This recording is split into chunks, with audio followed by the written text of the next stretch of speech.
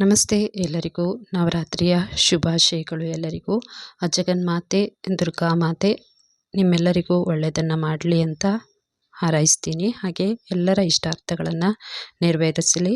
ನವರಾತ್ರಿ ಅಂದರೆ ಏನೊಂದು ಖುಷಿಯಾದಂತಹ ಹಬ್ಬ. ನವರಾತ್ರಿ ನಮ್ಮ ಕರ್ನಾಟಕದ ದಸರಾ ಹಬ್ಬ, ನಾಡ ಹಬ್ಬ, ನಮ್ಮ ರಾಜ್ಯದ ಹೆಮ್ಮೆಯ ಹಬ್ಬ ದಸರಾ. ಈ ದಸರಾದಲ್ಲಿ ನವರಾತ್ರಿಯಲ್ಲಿ ಹಾಗೆ ಚಾಮುಂಡೇಶ್ವರಿ ಎಲ್ಲರಿಗೂ ಒಳಿತನ್ನು ಮಾಡಲಿ ಅಂತ ನಾನು ಕೇಳ್ಕೊಳ್ತಾ ಇದ್ದೀನಿ. ನವರಾತ್ರಿ ಅಂದ್ರೇ 9 ದಿನಗಳ ಕಾಲ ನಡೆಯುವಂತಹ ಒಂದು ಹಬ್ಬ.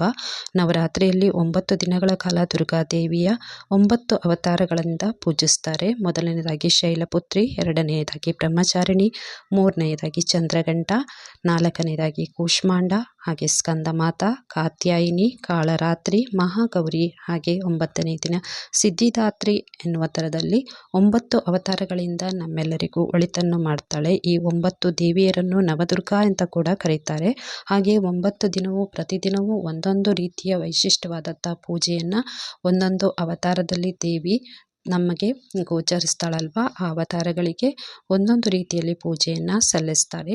ನಾನಿವತ್ತು ಹೇಳೋದಾದರೆ ಮೊದಲನೇ ದಿನ ಶೈಲಪುತ್ರಿಯನ್ನು, ಮೊದಲನೇ ಅವತಾರ ದುರ್ಗೆಯ ಮೊದಲ ಅವತಾರವೇ ಶೈಲಪುತ್ರಿ. ಶೈಲಪುತ್ರಿ ಅಂದರೆ ಯಾರಿವಳು? ಶೈಲಪುತ್ರಿ ಅಂದರೆ ಪರ್ವತಗಳ ಮಗಳು ಅಂತ ಕರೀತಾರೆ. ಅಂದರೆ ಪರ್ವತರಾಜನ ಮಗಳು. ಈಕೆಗೆ ಪಾರ್ವತಿ ದೇವಿ ಅಂತ ಕೂಡ ಕರೀತಾರೆ. ಪಾರ್ವತಿ ದೇವಿಯ ಮೊದಲ ಅವತಾರ. ಹಾಗೆ ನವರಾತ್ರಿಯ ಮೊದಲ ದಿನದಂದು ಪೂಜಿಸುವ ನವದುರ್ಗೆಯರಲ್ಲಿ ಈಕೆ ಮೊದಲನೆಯವಳು. ಪರ್ವತರಾಜ ಹಿಮವಂತನ ಮಗಳು ಇವಳು.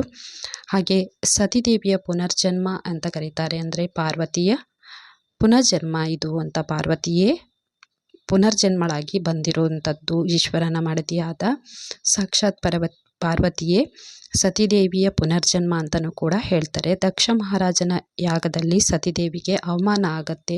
ಆ ಅವಮಾನವನ್ನು ತಾಳಲಾರದೆ ಆಕೆ ಅದೇ ಯಾಗದ ಯಜ್ಞಕುಂಡದಲ್ಲಿ ಬಿದ್ದು ಆತ್ಮಹತ್ಯೆ ಮಾಡಿಕೊಳ್ತಾಳೆ ಅನ್ನೋ ಕತೆ ನಮ್ಮೆಲ್ಲರಿಗೂ ಗೊತ್ತಿರುವಂಥದ್ದು.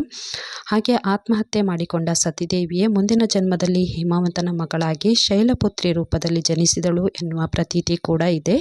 ಈ ದೇವಿಯ ವಾಹನ ವೃಷಭ ಅಂದರೆ ಎತ್ತು. ಆಕೆ ತ್ರಿಶೂಲವನ್ನು ಒಂದು ಕೈಯಲ್ಲಿ, ಹಾಗೆ ಮತ್ತೊಂದು ಕೈಯಲ್ಲಿ ಕಮಲವನ್ನು ಹಿಡಿದಿದ್ದಾಳೆ. ನವರಾತ್ರಿಯ ಮೊದಲ ದಿನದಂದು ಈಕೆಯನ್ನು ಪೂಜಿಸುವುದರಿಂದ ಇಷ್ಟಾರ್ಥಗಳು ಸಿದ್ಧಿಯಾಗುತ್ತವೆ.